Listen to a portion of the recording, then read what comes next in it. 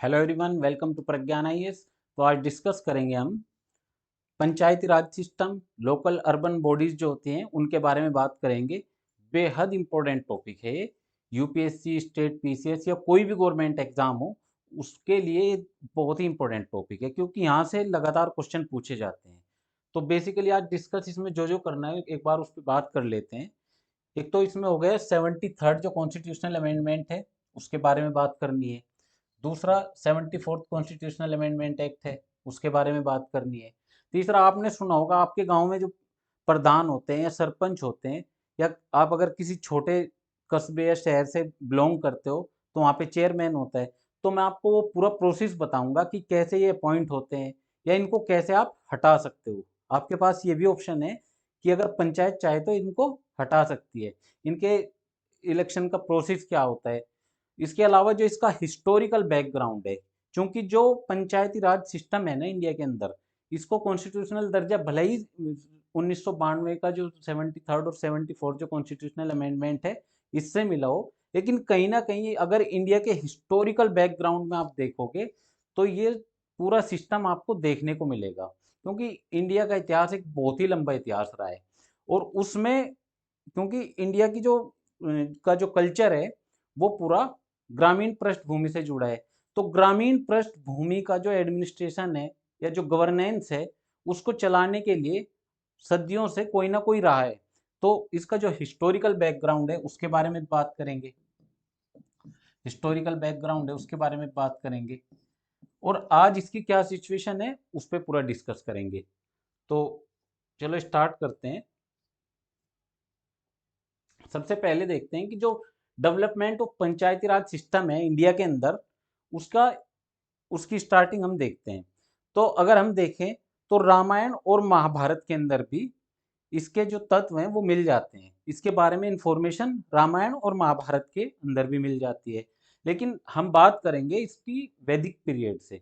वैदिक पीरियड से क्योंकि उस टाइम से जो हिस्ट्री है वो हमें पूरी तरह से फॉर्मली मिल जाती है, यानी वो एक प्रॉपर वे में हिस्ट्री हमें मिलती है। तो बात करेंगे सबसे पहले वैदिक एज की, यानी जो वैदिक पीरियड था उस टाइम से हम बात करेंगे। उस टाइम पे एक वर्ड मिलता है पंचायतन। पंचायतन, और ये पंचायत क्या है, ये पंचायतन वर्ड क्या है, जो उस टाइम की जो संस्कृत जो टेक्स्ट थी ये उसके अंदर मिलता है।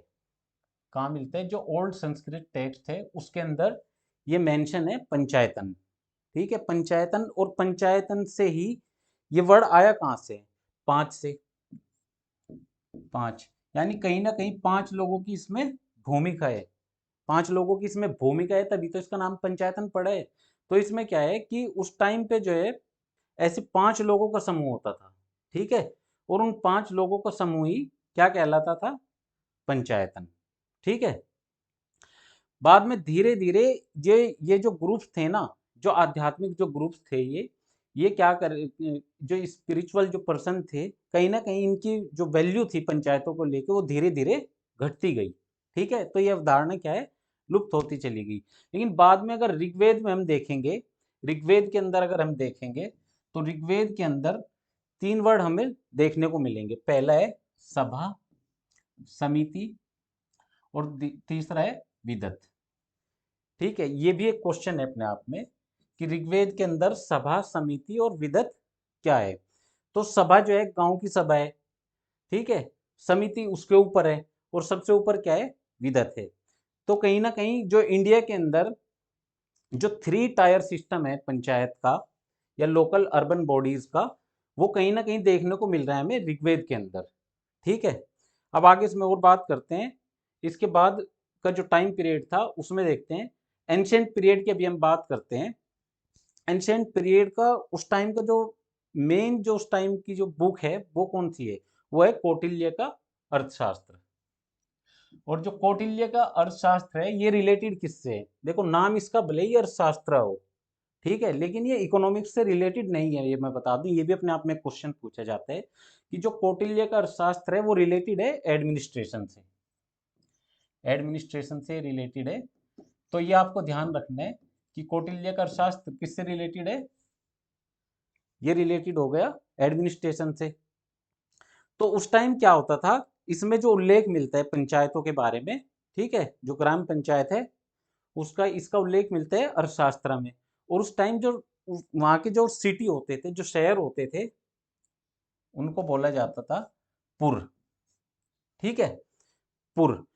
और इसका जो मुखिया होता था, जो हेड होता था इस पुर का, वो कौन होता था? वो होता था नागरिक, ठीक है। यानी सिटी को बोला जाता था, सिटी वॉज कॉल्ड पुर, और इसके हेड को बोला जाता था सिटीजन, ठीक है। आगे बात करते हैं कि ये जो लोकल बॉडी थी, ये जो शाही जो हस्तक्षेप था, मतलब उस टाइम की कहीं ना कहीं हम बात करेंगे। देखो, एक स्टेट के अंदर एडमिनिस्ट्रेशन या जो गवर्नेंस है वो क्या है कि ग्रामीण स्तर पे हो सकता है, उसके बाद वो शहरी स्तर पे हो सकता है, स्टेट के स्तर पे हो सकता है, और बहुत सारे स्टेट मिलकर उस टाइम एक बड़ा महाजनपद बनाते थे, ठीक है। तो कहीं ना कहीं जो ऊपर वाली जो बॉडी थी, उनका इन पे कोई डायरेक्ट हस्तक्षेप नहीं था, यानी कहीं ना कहीं इनको फ्रीडम थी। जिस डेमोक्रेटिक, जिस डिसेंट्रलाइजेशन की हम बात करते हैं, वो चीजें यहाँ देखने को मिल रही है, ठीक है। डिसेंट्रलाइजेशन ऑफ डेमोक्रेसी, वो चीजें देखने को मिल रही है हमें कहाँ पे? प्राचीन काल में, एंशिएंट जो पीरियड है उस टाइम ये देखने को मिल रहा है। उसके बाद बात करेंगे हम जो मौर्यन और पोस्ट मौर्यन पीरियड है, उस टाइम की हम बात करते हैं। मौर्य और पोस्ट मौर्य जो पीरियड है उस टाइम की बात करते हैं कि एक बुजुर्गों की एक काउंसिल होती थी, ठीक है। और उस काउंसिल की मदद से जो ग्रामीण जो परिवेश था, ये काउंसिल क्या है कि जो जो ग्रामीण जो इकाइयां होती थी, गांव जो होते थे, ये इन बुजुर्गों की हेल्प से ही क्या है कि इनका एडमिनिस्ट्रेशन चलता था, ठीक है। उसके बाद ये चीजें यहीं खत्म नहीं हो गई, ठीक है। आगे चलती चलती एक जो गुप्ता पीरियड आया, गुप्ता पीरियड की अगर हम बात करें तो ये सिस्टम जो है गुप्ता पीरियड में भी जारी रहा, हालांकि इसके नाम बदल गए। आप देखोगे कहीं ना कहीं इनके नाम बदलते रहे, नाम इनके चेंज हो गए, लेकिन सिस्टम अलग अलग नामों से ये चलता रहा। तो गुप्ता टाइम में क्या था, जो उस टाइम का जो जिला अधिकारी होता था उसको बोला जाता था वैश्यपति, ठीक है। जो जिला अधिकारी होता था उसको बोला जाता था वैश्यपति। और जो हेड ऑफ द विलेज होता था, head of the village, head of the village उसको बोला जाता था ग्रामपति। अब बात करते हैं मिडियवल पीरियड की। देखो, मिडियवल पीरियड में, मिडियवल पीरियड स्टार्ट होता है सल्तनत डायनेस्टी से, है ना। तो सल्तनत डायनेस्टी होगी और मुगल जो पीरियड हो गया उसकी बात करेंगे, तो मुगल पीरियड के अंदर भी ये चीजें देखने को मिलेगी, लेकिन सल्तनत के अंदर भी आपको देखने को मिलेगी, ठीक है। तो सल्तनत काल के दौरान जो दिल्ली के सुल्तान थे, उन्होंने अपने जो स्टेट थे, अपने स्टेट को क्या है कि उसको बांटा था विलायत में, विलायत। तो ये विलायत बेसिकली थे क्या? ये विलायत जो थे, उनके जो प्रोविंस होते थे उन्हीं को बोला जाता था विलायत। उनके जो प्रोविंस थे उनको बोला जाता था विलायत। और इन विलायत को जो है गांव के शासन के लिए, इसमें तीन इंपॉर्टेंट जो है उस टाइम के जो अधिकारी होते थे, इनका जो एडमिनिस्ट्रेशन होता था वो होता था। तो उसके लिए तीन ये ऑफिसर्स रखते थे। उसमें कौन होता था? पहला होता था मुकद्दम, मुकद्दम। तो ये मुकद्दम किस लिए होता था? ये होता था एडमिनिस्ट्रेशन के लिए। ये मैच करने के लिए एग्जाम में आ सकता है कि मुकद्दम जो है वो रिलेटेड है एडमिनिस्ट्रेशन से। पटवारी, पटवारी आज के टाइम पे भी पटवारी पद होता है, ठीक है। और जिस काम के लिए पटवारी पहले होता था वही काम आज पटवारी कर रहे हैं। तो पटवारी रिलेटेड था उस टाइम किससे? रिवेन्यू से। पटवारी रिलेटेड हुआ रिवेन्यू से, यानी रिवेन्यू का जो कलेक्शन है वो करता था, रिवेन्यू कलेक्शन कौन करता था? वो करता था पटवारी। और जो पंच होते थे, पंच, उनकी हेल्प से जो चौधरी होता था, पंच की हेल्प से जो चौधरी होता था, वो उस टाइम के जो डिस्प्यूट होते थे उनका सेटलमेंट करता था चौधरी, ठीक है। यानी कहीं ना कहीं आके बात टिक जाती है पूरा गांव पे, यानी गांव के अंदर जो चौधरी होता था वो पंचों की सहायता से कोई भी अगर डिस्प्यूट होता है तो उसका जो है उसको खत्म करवाता था। तो कहीं ना कहीं इनके पावर, जो इनके पास जो है जुडिशियल पावर भी थी, रेवेन्यू कलेक्शन की पावर भी थी, एडमिनिस्ट्रेशन की पावर थी। और यही पावर आज जो है हमारी जो ग्राम पंचायत है या लोकल अर्बन बॉडीज है उनको दी गई है। बात करेंगे ब्रिटिश पीरियड की। देखो ब्रिटिश पीरियड के अंदर क्या हुआ कि जो पंचायतें थी ना वो अपनी पावर कहीं ना कहीं खो चुकी थी। जो ब्रिटिश पीरियड था उसके अंदर जो पंचायत थी वो अपनी power lost their autonomy and become weak. कहीं ना कहीं अपनी जो ऑटोनॉमी थी उसको खो चुकी थी और पूरी तरह से वीक हो गई थी। लेकिन 1870 में 1870 में ये दौर किसका है? ये दौर है लॉर्ड मेयो का। लॉर्ड मेयो, मेयो का नाम आपने सुना होगा, ठीक है। मेयो की जो है हत्या कर दी गई थी कहाँ पे? अंडमान में। एक पठान के द्वारा इसकी हत्या कर दी गई थी। तो लॉर्ड मेयो ने क्या किया कि जो लोकल जो बॉडी थी, ठीक है, स्थानीय जो स्वशासन था, लोकल इंस्टीट्यूशन थे, उनके लिए मेयो मेयो ने क्या किया उस टाइम? मेयो एक प्रस्ताव लेके आया, मेयो प्रस्ताव, ठीक है। और इस मेयो प्रस्ताव ने जो लोकल जो इंस्टीट्यूशन थे इनकी पावर को बढ़ा दिया। इनकी एक तो पावर बढ़ाई, ठीक है, इंक्रीज देयर पावर, और इनकी जो रेस्पॉन्सिबिलिटी थी, जो जिम्मेदारियां थी, वो इसने बढ़ा दी, ठीक है। ऐसे ही जो 1870 में जो नगर पालिकाएं थी, जो लोकल अर्बन जो बॉडीज थी, उनके जो निर्वाचित जो प्रतिनिधि थे उनकी अवधारणा शुरू हो गई, ठीक है। The concept of elected representatives in urban municipalities was introduce in the year 1870, ठीक है। और इसी परंपरा को आगे बढ़ाते हुए अब बात करेंगे हम 1882 की, 1882 की। और इस टाइम गवर्नर कौन है? इस टाइम गवर्नर है लॉर्ड रिपन, लॉर्ड रिपन। और इस रिपन को जो है ना, इंडिया के लिए इसको कुछ अच्छा माना जाता है क्योंकि इसने इंडिया के फेवर में काफी काम किए। और उनमें से सबसे बड़ा जो काम है वो था जो उस टाइम का जो डेमोक्रेटिक जो ढांचा था, डेमोक्रेटिक जो ढांचा था, और उसमें जो ये लोकल अर्बन बॉडीज थी या जो पंचायत थी इनको इसने पावर दी और इसने कहीं ना कहीं इसको कॉन्स्टिट्यूशनल दर्जा दिया, ठीक है। कॉन्स्टिट्यूशनल इसने इनको दर्जा दिया, ठीक। तो इसी में क्या हुआ कि इसने जो इनको डेमोक्रेटिक ढांचा दिया, ठीक है, जो डेमोक्रेटिक फ्रेमवर्क है उसमें ये इसको लेके आया। और इसीलिए इसको कंसिडर्ड किया जाता है किसमें? Magna carta of local democracy in India. ये क्वेश्चन आपसे पूछा जा सकता है कि Magna carta of local democracy in India किससे रिलेटेड है या किस गवर्नर जनरल से रिलेटेड है? तो ये रिलेटेड है किससे? लॉर्ड रिपन से, ठीक है। तो लॉर्ड रिपन आपको ध्यान रखना है। और ये कब आया था? 1882 में जो है इसने दिया था, ठीक है। आगे बात करते हैं 1907 की बात करते हैं। 1907 में एक व्यक्ति था CEH होब हाउस, CEH होब हाउस, ठीक है। तो इसकी अध्यक्षता में जो है सेंट्रलाइजेशन पे जो है कमीशन की नियुक्ति की गई। सेंट्रलाइजेशन, ठीक है, सेंट्रलाइजेशन यानी केंद्रीकरण पे जो है एक रॉयल कमीशन की नियुक्ति की गई। और इससे जो लोकल सेल्फ गवर्नमेंट जो था, इंस्टीट्यूशन थे, इनको कहीं ना कहीं इससे जो है इन संस्थाओं को बढ़ावा मिला। किससे?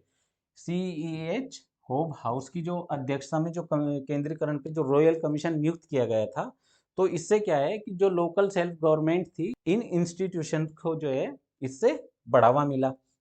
उसके बाद जो है 1919 में क्या है, 1919 में जो है मॉन्टेस्क्यू चेम्सफोर्ड, भारत के अंदर एक सुधार होता है, एक नया कानून आता है, ठीक है, रिफॉर्म आते हैं 1919 में। या जो लोकल सेल्फ गवर्नमेंट है उसके सुधार के लिए इसने क्या किया कि जो स्टेट लिस्ट के जो सब्जेक्ट थे उसमें जो है इस लोकल इंस्टीट्यूशन को जो है या पंचायतों को या अर्बन बॉडीज को इसने ट्रांसफर कर दिया स्टेट के पास, ठीक है। अब आगे बात करेंगे म्यूनिसिपल जो कॉरपोरेशन है उसके बारे में थोड़ी बात कर लेते हैं। बेसिकली जो चीजें मैंने आपको बताई वो मिक्स थी। मिक्स कैसे? कि वो पंचायत से भी रिलेटेड थी, ठीक है, पंचायत से रिलेटेड थी। और दूसरा वो रिलेटेड थी किससे? वो रिलेटेड थी जो लोकल अर्बन बॉडीज होती है, लोकल अर्बन बॉडीज से। लेकिन इंडिया के अंदर कुछ काम लोकल अर्बन बॉडीज से रिलेटेड और भी हुए, वो मैं एक बार आपको बता देता हूँ। 1687-88 में जो है इंडिया के अंदर जो है पहला म्यूनिसिपल कॉरपोरेशन बना। और ये आपको ध्यान रखना है, ये क्वेश्चन पूछा जाता है कि इंडिया के अंदर जो पहला म्यूनिसिपल कॉरपोरेशन है वो कब बना था। वो बना था 1687-88 में। और इस्टेब्लिश कहाँ हुआ था? ये हुआ था सबसे पहले मद्रास के अंदर, मद्रास। ठीक है, आज का जो चेन्नई है इसी का पुराना नाम है मद्रास। और 1687-88 के अंदर जो है इस्टेब्लिश हुआ था म्यूनिसिपल कॉरपोरेशन। म्यूनिसिपल कॉरपोरेशन जो अर्बन, जो लोकल अर्बन बॉडीज होती है ना, उसके अंदर भी 3 स्टेज है।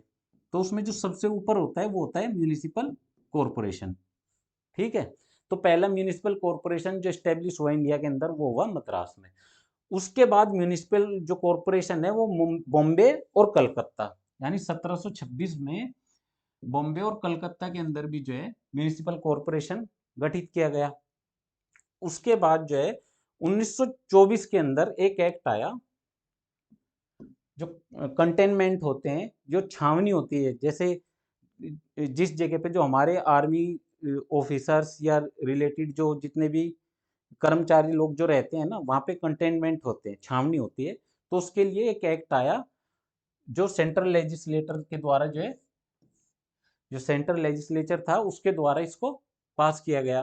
ठीक है, और 1935 1935 का जो गवर्नमेंट ऑफ इंडिया एक्ट आया था, 1935 का गवर्नमेंट ऑफ इंडिया एक्ट जो आया था, इसमें भी लोकल सेल्फ गवर्नमेंट जो है वो प्रोविंशियल जो है सब्जेक्ट का, इसको सब्जेक्ट जो है इसको घोषित किया गया। Local self government was declared a provincial subject. ठीक है, यानी स्थानीय जो स्वशासन है उसको जो है राज्य सूची का विषय घोषित किया गया। आज भी ये राज्य सूची का विषय है। जो 7th शेड्यूल है, 7th शेड्यूल के अंदर जो स्टेट लिस्ट से रिलेटेड जो जितने भी सब्जेक्ट दिए गए हैं, उसमें जो लोकल सेल्फ गवर्नमेंट है वो स्टेट के अंडर ही आता है। ठीक है, अब चूंकि इस पे कानून बनना था, राष्ट्रीय कानून, तो इसके लिए जो कानून बनाया गया वो बनाया पार्लियामेंट ने। अब आगे बात करते हैं, यानी आज़ादी के बाद क्या हुआ। देखो, हमें फ्रीडम मिलती है कब? 15 अगस्त 1947 को। और उसी टाइम पे जो है हमारी जो कॉन्स्टिट्यूशन असेंबली है वो अपना काम कर रही थी, काम कर रही थी। तो उसी में क्या है कि कॉन्स्टिट्यूशन को बनाते हुए मतलब 2 साल 11 महीने और 18 दिन लग गए।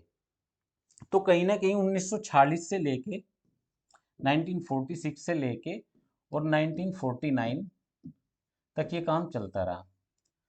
और इसी में एक बहस हो जाती है कि जो उस टाइम की जो कॉन्स्टिट्यूएंट असेंबली थी उसके जो मेंबर थे, उन्हीं के बीच में बहस होती है कि जो पंचायती राज सिस्टम है इसको कहाँ रखना है।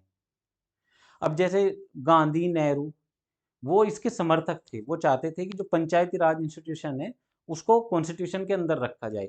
लेकिन आपको हैरत होगी, तो उसके जो ड्राफ्टिंग कमेटी के चेयरमैन थे डॉक्टर भीमराव अंबेडकर, उन्होंने इसका अपोज किया, लोकल सेल्फ गवर्नमेंट का।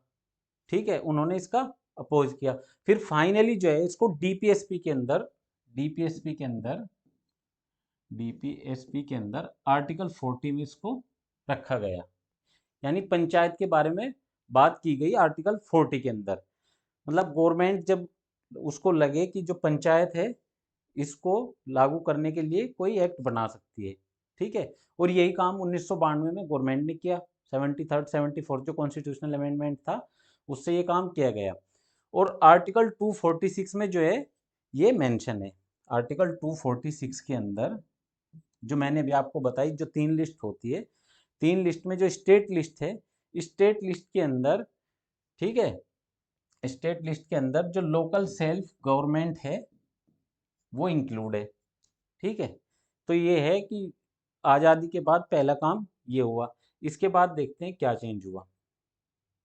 अब देखो, इंडिया के अंदर एक कम्युनिटी डेवलपमेंट प्रोग्राम जो है वो लॉन्च किया गया। और ये लॉन्च कब किया गया? ये 2 अक्टूबर 1992 को लॉन्च किया गया। सीडीपी के नाम से इसको जाना जाता है, कम्युनिटी डेवलपमेंट प्रोग्राम। सामुदायिक जो विकास कार्यक्रम है, सामुदायिक विकास कार्यक्रम। और ये लागू किया गया, और लागू किस कहाँ से इसको प्रभावित होकर किया गया। एक व्यक्ति थे अमेरिका के, एक जो है स्पेशलिस्ट थे, और उनका नाम था अल्बर्ट मेयर। अल्बर्ट मेयर, उनके द्वारा एक परियोजना, एक प्रोजेक्ट उनके द्वारा स्टार्ट किया गया था जिसका नाम था इटावा प्रोजेक्ट। ठीक है।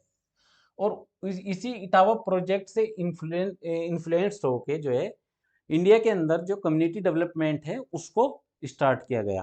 ठीक है। अल्बर्ट मेयर का जो है इटावा प्रोजेक्ट था, ये भी क्वेश्चन पूछा जा सकता है। उसके बाद 1953 में क्या हुआ कि जो राष्ट्रीय विस्तार सेवा थी, नेशनल एक्सटेंशन सर्विस जो है, इसको भी जो है इंक्लूड कर लिया गया, एक प्रस्ताव के रूप में पेश किया गया। ठीक है। यानी 1953 में जो राष्ट्रीय विस्तार सेवा थी इसको भी सीडीपी की प्रस्तावना के रूप में पेश किया गया। ठीक है, कि नेशनल एक्सटेंशन सर्विस जो है इसको लागू कर देते हैं। हालांकि ये ज़्यादा सक्सेसफुल नहीं रही।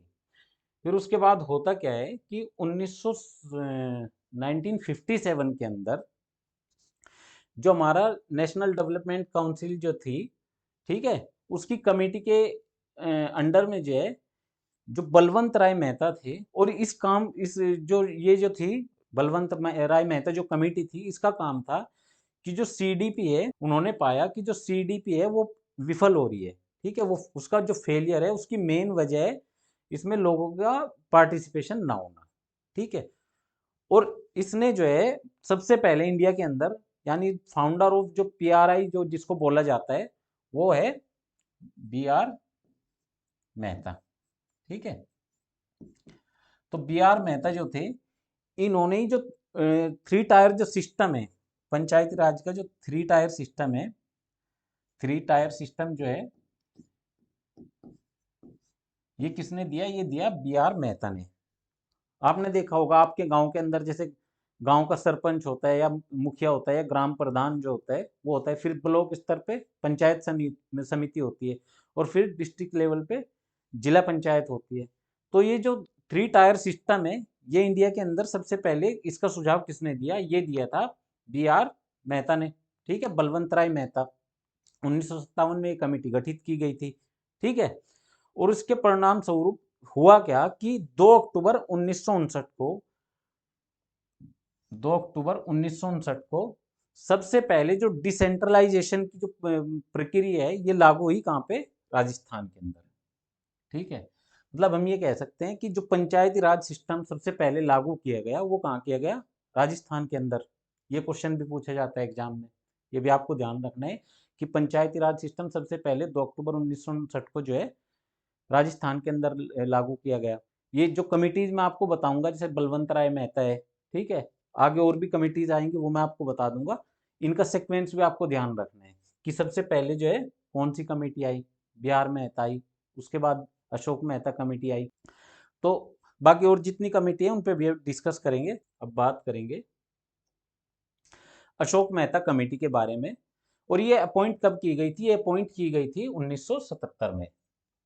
Ashok Mehta committee appointed in 1977।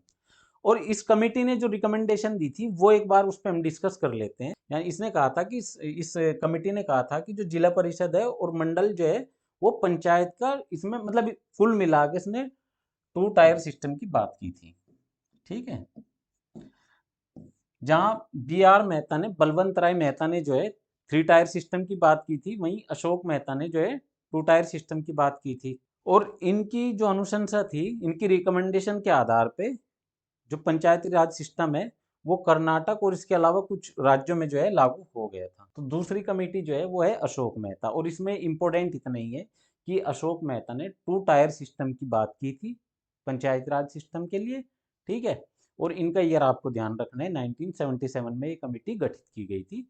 और एक ही आप याद रख सकते हैं कि कर्नाटक के अंदर ये सबसे पहले जो टू टायर सिस्टम था जो अशोक मेहता की रिकमेंडेशन के बाद आया, वो कर्नाटक ने जो है इसको अपनाया था। आगे बात करेंगे इससे रिलेटेड और कौन कौन सी कमेटी जो है गठित की गई। तो पहली मैंने आपको बताई बी आर मेहता। ठीक है। और ये कब गठित की गई? ये की गई 1957।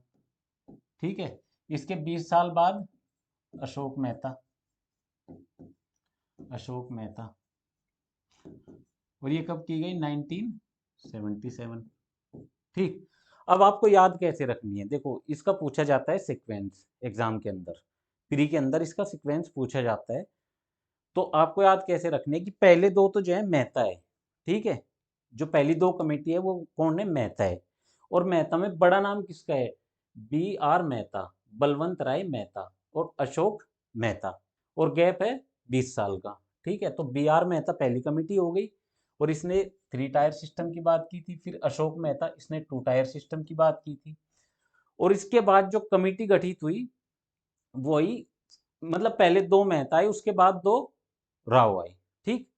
तो आप इसको ऐसे याद रखो कि हनुमंथा राव कमेटी, और ये आई 1983 में, हनुमंता राव कमेटी आई। फिर उसके बाद याद रखो कि जीवी के राव कमेटी आई, जीवी के राव कमेटी आई, और ये कब आई? 1985 में। फिर इसके बाद आई एल एम सिंघवी कमेटी, ये आई 1986 के अंदर। फिर जो सरकारीय कमीशन है सेंटर स्टेट रिलेशन के लिए, ये गठित किया गया। ये भी आपको ध्यान रखना है कि जो सरकारीय जो कमीशन है वो किससे रिलेटेड है? वो रिलेटेड है सेंटर स्टेट रिलेशन से। और ये कब इसको अपॉइंट किया गया? 1988 में। और इस सेंटर स्टेट रिलेशन को लेके जो सरकारीय कमीशन था, इसने पंचायती राज सिस्टम पे भी कुछ बातें रखी थी। इसके बाद जो थुंगन कमेटी है, पी के थुंगन कमेटी, ये कब बनी? 1989 में। तो आप देखोगे कि 83 से लेके फिर 85, 86, 88, 89, 90, यानी कहीं ना कहीं गवर्नमेंट कोशिश कर रही है कि जो पंचायती राज सिस्टम है या जो डिसेंट्रलाइजेशन ऑफ जो डेमोक्रेसी है उसको लागू करने के लिए, उसको कॉन्स्टिट्यूशनल दर्जा देने के लिए गवर्नमेंट ने एडी चोटी का जोर लगा रखा है। लेकिन दिक्कत क्या आ रही कि कहीं ना कहीं कोई बिल जो है राज्यसभा में जो है पास नहीं हो पा रहा, कोई लोकसभा में पास नहीं हो पा रहा। तो ये दिक्कत इन बिल, उस टाइम के जो बिल थे उनके साथ आती रही। लेकिन गवर्नमेंट की कोशिश आपको उस टाइम दिखेगी कि बार बार कमिटीज के लिए अपॉइंट की जाती है, इनकी रिपोर्ट ली जाती है, फिर देखा जाता है और क्या सुधार होने चाहिए। उसके बाद हरलाल सिंह खर्रा कमेटी 1990 में जो है लास्ट कमेटी जो बनी, इस पे वो हरलाल सिंह खर्रा कमेटी के लिए अपॉइंट की गई। तो ये सारी कमिटीज आपको ध्यान रखनी है, एक पेपर पे लिख के इसको अपने रूम में आप लगा लेना, ठीक है। आगे बात करेंगे कि जो उस टाइम की जो मेन दो कमेटी थी, इनकी रिपोर्ट हम देख लेते हैं। जीवी के राव कमेटी 1985, 1985 में जो जीवी के राव कमेटी थी, इसने क्या जो है अपनी रिकमेंडेशन दी। इसने कहा कि जिला को जो है डिस्ट्रिक्ट को योजना की मूल इकाई बनाने और नियमित चुनाव कराने की इन्होंने सिफारिश की, ठीक है। यानी डिस्ट्रिक्ट को जो है बेसिक यूनिट बनाए जाने चाहिए वो प्लानिंग, यानी प्लानिंग का जो है बेसिक यूनिट जो है वो डिस्ट्रिक्ट होना चाहिए, और इसके रेगुलर इलेक्शन होने चाहिए, ठीक है। और इससे भी ज्यादा इंपॉर्टेंट है L M Singhvi committee, L M Singhvi committee. ये क्यों इंपॉर्टेंट है? ये इंपॉर्टेंट है, इसने रिकमेंड किया था क्या? Providing more financial resource and constitutional status. यानी आज जो संवैधानिक दर्जा जो मिला है ना 1992 में, 73rd और 74th जो कॉन्स्टिट्यूशनल अमेंडमेंट एक्ट आया, उसके पीछे जो रिकमेंडेशन रही है वो रही है एल एम सिंघवी कमेटी की। इसने बात की थी इसको कॉन्स्टिट्यूशनल स्टेटस देने की और इसको फाइनेंशियल रिसोर्स देने की बात की थी। तो एग्जाम में आपसे ये क्वेश्चन पूछा जाए ना कि 1992 के अंदर जो 73 और 74वां जो संविधान संशोधन आया था, जो पंचायती राज और जो लोकल अर्बन जो बॉडीज है उनको जो संवैधानिक दर्जा या जो कॉन्स्टिट्यूशनल स्टेटस मिला वो किस कमेटी की रिकमेंडेशन पे मिला? तो वो मिला एल एम सिंघवी कमेटी की रिकमेंडेशन पे। ये आपको ध्यान रखना है, ये क्वेश्चन भी आपसे पूछा जा सकता है। और उसमें क्या डालेगा कि इस कमेटी ने ये रिकमेंडेशन दी, उसने ये दी। तो आपको ध्यान रखना है जीवी के राव कमेटी की, एल एम सिंघवी की, और अशोक मेहता ने 2 टायर सिस्टम की बात की थी, और बलवंत राय मेहता ने 3 टायर सिस्टम की बात की थी। लेकिन बलवंत मेहता राय कमेटी जो थी वो 1957 की थी। तो लेकिन अब कॉन्स्टिट्यूशनल स्टेटस देना है तो उस टाइम की जो कमेटी है उसकी रिकमेंडेशन मानी जाएगी, लेकिन पुरानी वाली की भी ध्यान रखी गई और 3 टायर सिस्टम लागू किया गया इंडिया के अंदर। तो ये बात हुई पूरी कि जो इसका हिस्टोरिकल बैकग्राउंड है, इसको कॉन्स्टिट्यूशनल दर्जा मिलने से पहले वो सारी बातें हमने कर ली। अब हम बात करेंगे जो 73rd जो कॉन्स्टिट्यूशनल अमेंडमेंट एक्ट है, जो 73rd कॉन्स्टिट्यूशनल अमेंडमेंट एक्ट है, इसके बारे में बात करेंगे। और इसके अलावा जो है बात करेंगे हम जो 74th कॉन्स्टिट्यूशनल अमेंडमेंट है इसके बारे में। ठीक है, देखो जो 73rd कॉन्स्टिट्यूशनल अमेंडमेंट है उसके लागू होने से कॉन्स्टिट्यूशन के अंदर क्या चेंज आई और 74th के लागू होने से क्या चेंज आई, ठीक है, वो एक बार देख लेते हैं। देखो ये दोनों जो है अमेंडमेंट आई 1992 के अंदर। ठीक है, तो ये यार आपको ध्यान रखना है कि साल 1992 के अंदर 73वां और 74वां संविधान संशोधन जो है पास हो गया, बिल इसके लिए पास हो गया और ये एक्ट बन गया। तो इसका साल आपको ध्यान रहना चाहिए। दूसरा जो 73वां जो संविधान संशोधन था, इससे देखते हैं कि पार्ट्स पे क्या फर्क पड़ा। इससे पार्ट्स पे क्या फर्क पड़ा, इससे कॉन्स्टिट्यूशन के अंदर एक नया पार्ट जोड़ा गया, पार्ट 9। ठीक है, और 74th से जो है पार्ट 9A जोड़ा गया। ठीक, इससे जो है शेड्यूल पे क्या इफेक्ट पड़ा, शेड्यूल पे क्या इफेक्ट पड़ा, शेड्यूल पे इफेक्ट पड़ा कि शेड्यूल जो है 11वीं जोड़ी गई, इससे 11th शेड्यूल इससे कॉन्स्टिट्यूशन के अंदर ऐड की गई। और इससे जो है जो 12वीं जो 12th जो शेड्यूल थी कॉन्स्टिट्यूशन के अंदर, जो 12th शेड्यूल थी वो ऐड की गई 74th जो कॉन्स्टिट्यूशनल अमेंडमेंट एक्ट था उससे। इसके बाद बात करेंगे आर्टिकल्स की कि आर्टिकल्स पे इसका क्या इफेक्ट पड़ा। तो कॉन्स्टिट्यूशन के अंदर आर्टिकल 243 से लेके, ठीक है, और आर्टिकल 243 ओ ये ऐड किए गए 73वें संविधान संशोधन से। ठीक है, यानी कहने का मतलब ये है कि 243 से लेके ABCDFGHIJKLMNO ये रिलेटेड है पंचायती राज सिस्टम, ठीक है, ग्रामीण क्षेत्रों का जो हो गया, यानी PRI जो है ये रिलेटेड हो गया इससे। और इसके बाद 243 P से लेकर 243 ZT, ठीक है, 243 P से लेकर 243 ZT तक जो है वो जो लोकल अर्बन जो बॉडीज है, लोकल अर्बन जो बॉडीज है उसके लिए लागू किए गए ये आर्टिकल। ठीक है, ये आपको ध्यान रखना है। तो ये मोटे मोटे चेंज हुए थे कॉन्स्टिट्यूशन के अंदर, ये आप एक बार ध्यान से देख लो कि पार्ट जोड़ा गया 9, उससे जोड़ा गया 9A, इससे शेड्यूल 11वीं जोड़ी गई, उससे जोड़ी गई 12वीं, इससे आर्टिकल 243 से 243 तक, और जो 74th है इससे 243 P से 243 ZT तक जोड़े गई। ठीक है, ये रिलेटेड है किससे, जो लोकल अर्बन बॉडीज है उससे रिलेटेड है, और ये पंचायती राज सिस्टम से लागू है। पंचायती राज सिस्टम जो है पंचायती राज इंस्टीट्यूशन से रिलेटेड है ये वाला। अब इसमें आगे बात करते हैं कि इसका स्ट्रक्चर कैसा है। इसके अंदर मतलब सबसे पहले बात करेंगे हम कि इसमें होता कौन कौन है। देखो जो पंचायत होती है, पंचायत होती है, पंचायत के अंदर क्या होता है, पंचायती राज सिस्टम के अंदर क्या है, एक सुना होगा आपने ग्राम सभा, ठीक है, ग्राम सभा। तो पहला वर्ड है इसके अंदर ग्राम सभा। ये ग्राम सभा क्या है, देखो ग्राम सभा जो है ना, ग्राम सभा जो बनती है इसमें एक सिंगल गांव हो सकता है, ठीक है, सिंगल गांव हो सकता है, या कुछ गांव का एक समूह हो सकता है इसके अंदर। ठीक है, गांव का समूह हो सकता है, यानी छोटे छोटे कई सारे गांव इसके अंदर इंक्लूड किए जा सकते हैं। और जो ग्राम सभा जो बोला गया है कॉन्स्टिट्यूशन के अंदर, वो बोला गया है यानी ऐसे लोग जिनकी एज 18 साल से ज्यादा है।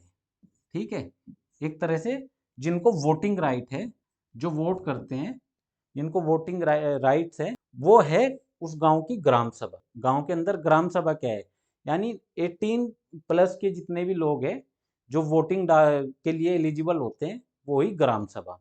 दूसरा वर्ड इसके अंदर आता है, दूसरा वर्ड आता है इसके अंदर पंचायत। ये पंचायत क्या है, जो इसकी जो एग्जीक्यूटिव बॉडी होती है ना, जिसकी एग्जीक्यूटिव बॉडी होती है, एग्जीक्यूटिव जो बॉडी है वो हो गई पंचायत। और पंचायत में कौन इंक्लूड होता है? पंचायत के अंदर इंक्लूड होता है जो गांव के अंदर जो मेंबर चुने जाते हैं ना, जो मेंबर चुने जाते हैं। देखो एक गांव बहुत सारे वार्ड में डिवाइड होता है, यानी 5 से लेके लगभग 20 वार्ड उसके अंदर होते हैं, और हर वार्ड पे एक मेंबर चुना जाता है। तो ये जो मेंबर होते हैं यही इसकी एग्जीक्यूटिव है, और इसी को बोला गया है पंचायत। अब मान लो आप अपने गांव के सरपंच को या ग्राम प्रधान को आप हटाना चाहते हो, तो उसके लिए क्या होगा कि यही पंचायत जो है, मान लो इसके 15 मेंबर है, तो इस पंचायत के जो 15 मेंबर है ना, वो 15 मेंबर अगर 2/3 मेजोरिटी से ग्राम प्रधान को हटाना चाहे तो वो इसको हटा सकते हैं। ठीक है, तो पंचायत हो गई, ये जो इसकी एग्जीक्यूटिव बॉडी है वो हो गई पंचायत। अब इसको देख लेते हैं कि जो पंचायती राज सिस्टम है वो 3 स्टेज पे लागू किया गया है, यानी 3 टायर सिस्टम क्या है, 3 टायर सिस्टम जो है इंडिया के अंदर वो क्या है, 3 टायर सिस्टम क्या है ये एक बार देख लेते हैं। देखो सबसे पहले होते हैं, सबसे नीचे जो है वो है गांव। तो ग्रामीण स्तर पे जो है, गांव के लेवल पे जो है, विलेज लेवल पे जो है क्या होगी, ग्राम पंचायत, ग्राम पंचायत।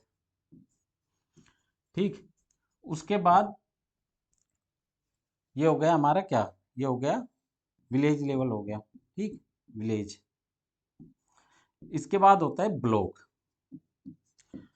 और ब्लॉक लेवल पे होती है पंचायत समिति, पंचायत समिति।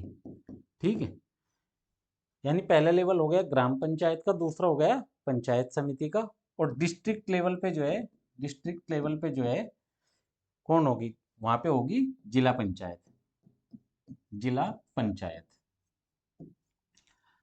अब देखो जो ये 3 स्टेज पे इसको लागू कर दिया गया है, ग्राम पंचायत, पंचायत समिति और जिला पंचायत। अब जैसे आपने भी अगर पार्टी इलेक्शन में पार्टिसिपेट किया हो, पटवारी या अपने ग्राम प्रधान के इलेक्शन में आपने जो है अगर आपने पार्टिसिपेट किया हो, तो आप एक टाइम पे कितने लोगों को वोट देते हो? आप पहला वोट डालते हो, एक वोट डालते हो आप, जो अलग अलग जो वार्ड है ना गांव के अंदर, उस पे जो मेंबर जो खड़े हैं उन एक वोट डालोगे आप उनके लिए। ठीक है, दूसरा वोट गांव के लिए जो है आपका जो ग्राम प्रधान होगा, जो आपका ग्राम प्रधान होगा या सरपंच होगा, प्रधान या जो सरपंच है उसके लिए आप एक वोट डालोगे।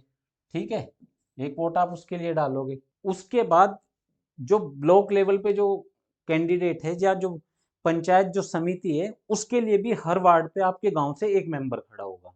ठीक है, एक वोट आप उसके लिए करोगे, और एक जिला पंचायत का सदस्य होता है, जिला पंचायत का एक वोट आप उसके लिए करोगे। तो जो पंचायती राज के इलेक्शन होते हैं उसके लिए आप कितने वोट करने पड़ते हैं, 4 वोट करने पड़ते हैं। तो जो ये सबसे नीचे है ना, जो ग्रामीण जो वार्ड होते हैं गांव के अंदर जो वार्ड हो गए, उसमें जो मेंबर है ये बनाते हैं क्या, ये बनाते हैं पंचायत। ठीक, जो इसकी एग्जीक्यूटिव होती है, जो प्रधान के नीचे काम करती है। उसके बाद जो गांव का जो प्रधान हो गया, मुखिया हो गया, वो हो गया। तीसरा जो ये ब्लॉक लेवल पे जो होता है, बहुत सारे जो गांव होते हैं, एक ब्लॉक के अंदर बहुत सारे गांव होते हैं, तो हर गांव से जो है अलग अलग वार्डों से जो है ये मेंबर चुन के आते हैं, और फिर ये मेंबर जो पंचायत जो समिति है उसके लिए ब्लॉक जो प्रमुख होता है, ब्लॉक प्रमुख जो होता है उसका चुनाव करते हैं। ब्लॉक किसका, जो ब्लॉक प्रमुख होता है उसका चुनाव कौन करता है, यही मेंबर करते हैं, जो पूरे ब्लॉक के अंदर हर वार्ड से जो मेंबर चुन के आए हैं। और जितने भी अलग अलग गांव उस एरिया से जितने भी जिला पंचायत के लिए जो कैंडिडेट खड़े हैं उसके लिए जब वोट करते हैं तो उनमें से एक कैंडिडेट जीतता है। ठीक है, तो ऐसे ही हर डिस्ट्रिक्ट के अंदर 5 से 7 या लगभग 10 जो है जिला पंचायत के लिए मेंबर खड़े होते हैं, और बाद में वो क्या है कि डिस्ट्रिक्ट लेवल पे एक खुद का चेयरमैन वो सिलेक्ट करते हैं। ठीक है, तो ये पूरा प्रोसेस मैंने आपको बता दिया कि पंचायती राज सिस्टम के अंदर ये क्या है। अब आगे हम बात करेंगे इसके अंदर रिजर्वेशन की। रिजर्वेशन का क्या सिस्टम है। जो रिजर्वेशन है, देखो रिजर्वेशन के लिए इसमें आर्टिकल मेंशन है, आर्टिकल 243 डी। ठीक, और आपको याद कैसे रखना है, याद रखने की मैं एक अच्छी सी ट्रिक आपको बता रहा हूं। डी यानी दो, देना, क्या देना, रिजर्वेशन देना। ठीक है, डी को देने से याद रखो और रिजर्वेशन देने से याद रखो। ठीक है, और ये रिजर्वेशन किस किस के लिए है, ये रिजर्वेशन जो है, जो वीमेन जो रिजर्वेशन है, और इसके लिए बात की गई है कम से कम ये होना चाहिए 1/3, यानी एक तिहाई जो है रिजर्वेशन मिलना चाहिए, यानी ये कॉन्स्टिट्यूशनल राइट है। और इसी के लिए जो है महिलाओं को जो है 33% या 1/3 जो 1/3 जो रिजर्वेशन है वो दिया गया है पंचायती राज इंस्टीट्यूशन के अंदर। आर्टिकल 243 डी के तहत जो है ये रिजर्वेशन दिया गया है। इसके अलावा जो एससी और जो एसटी कम्युनिटी के लोग हैं उनको भी रिजर्वेशन दिया गया है, और ये रिजर्वेशन दिया जाता है उनके पॉपुलेशन के रेशियो से। जो उनकी पॉपुलेशन है उसके रेशियो में ये रिजर्वेशन इनको दिया जाता है।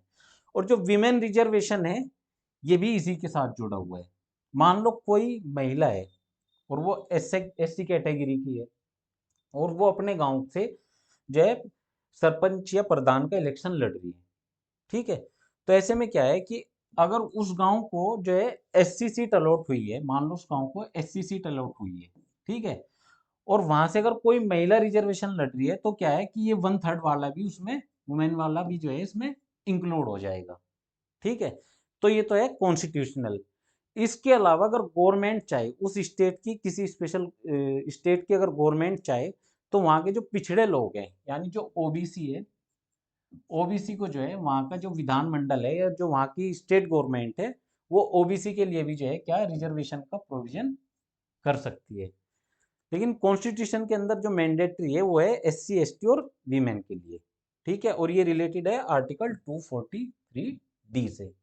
ठीक, अब जब ये इलेक्शन का प्रोसेस है तो इसके लिए क्या है कि इलेक्शन कमीशन भी चाहिए, इलेक्शन जो है कमीशन भी चाहिए।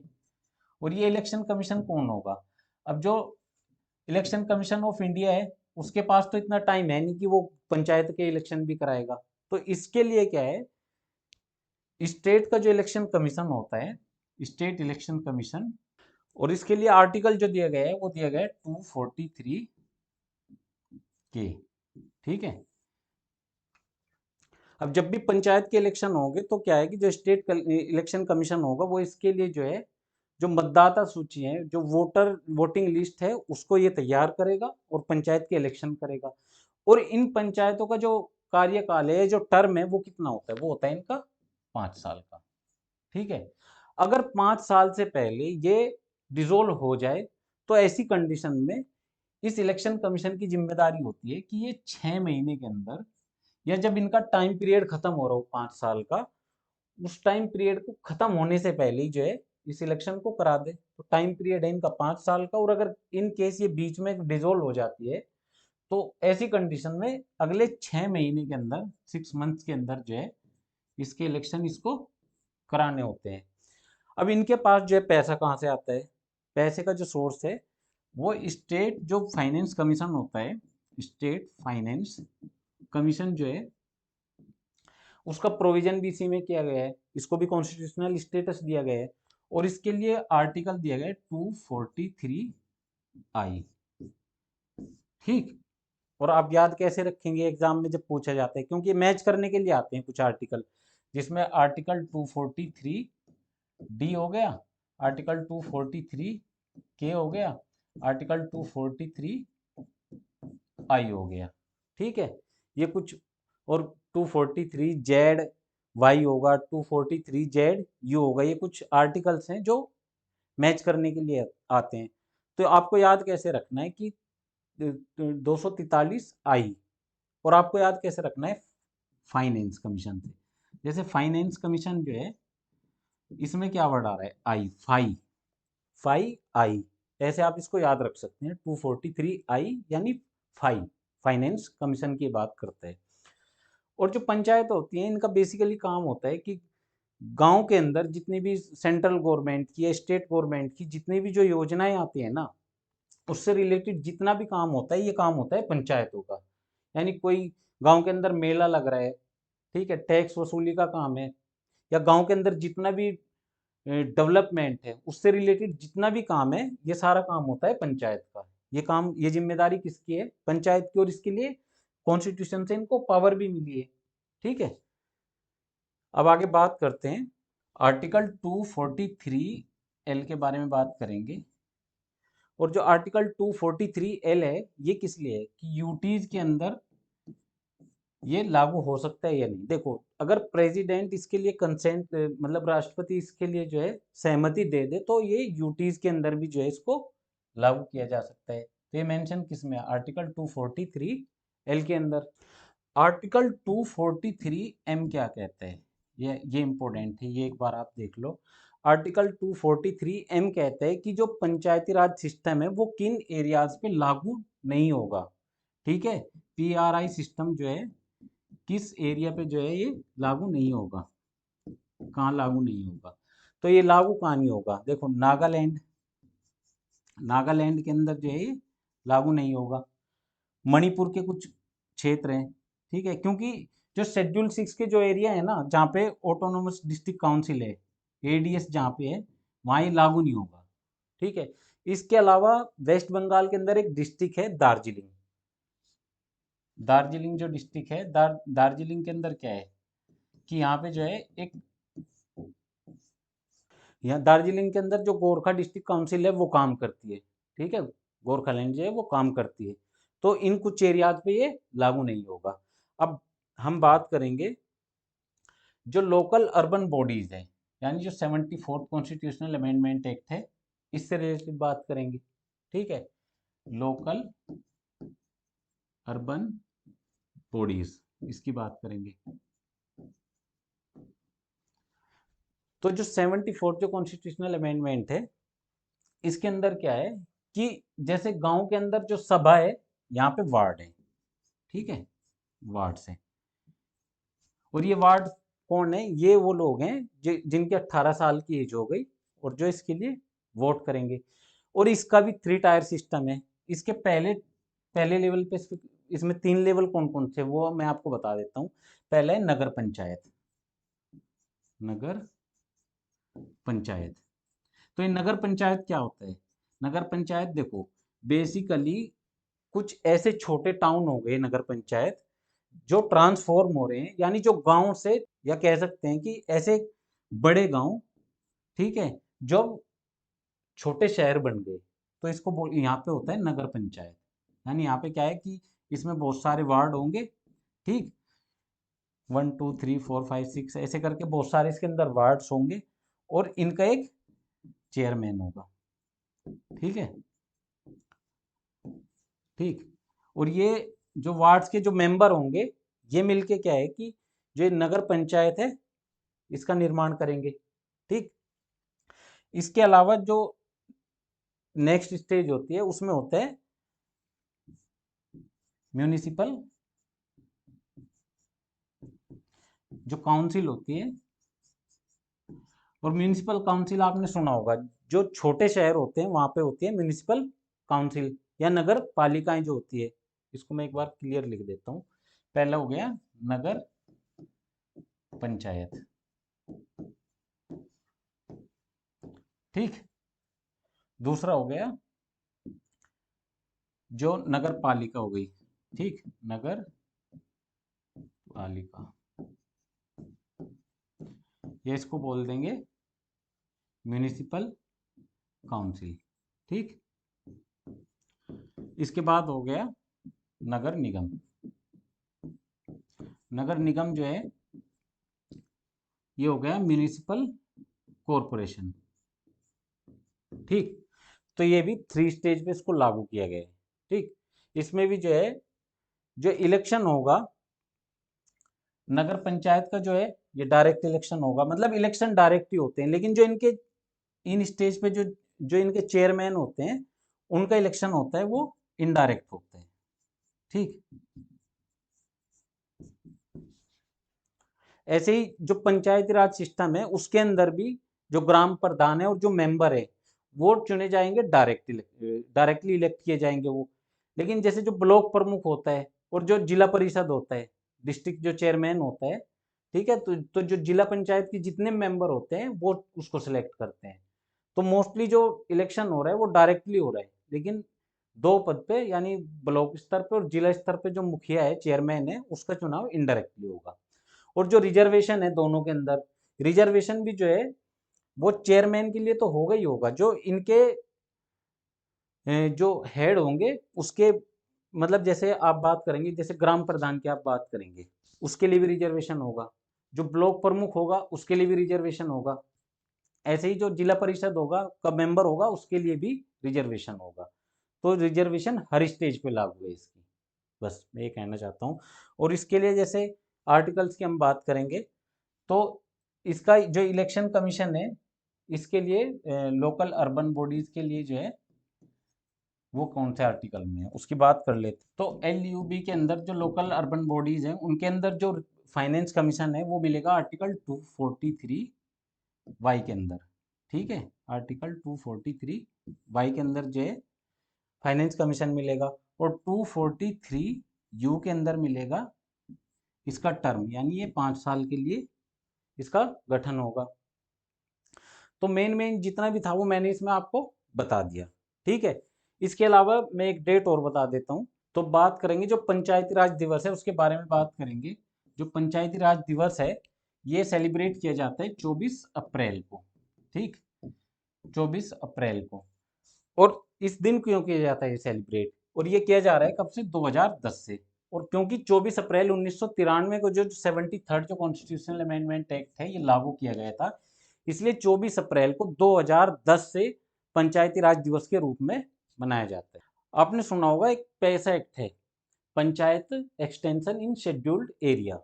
ठीक है, 1996 का है ये, panchayat extension in scheduled area, पैसा एक्ट 1996। ये मैंने आपको बताया था कि आर्टिकल 243 एम के अंदर ये बताया गया है कि जो पंचायती राज सिस्टम है वो कहाँ लागू नहीं हो सकता। तो उसके अल्टरनेट ढूंढने के लिए, क्योंकि इंडिया के अंदर जो शेड्यूल 5 के जो एरिया हैं, शेड्यूल 5 के जितने भी एरियाज हैं उनके अंदर भी जो है क्या है कि अब कोई तो सिस्टम लागू करना पड़ेगा ना। तो उसके लिए लाया गया पैसा एक्ट 1996 का। और इसके लिए 1995 में एक कमेटी गठित की गई थी, दिलीप सिंह भूरिया कमेटी।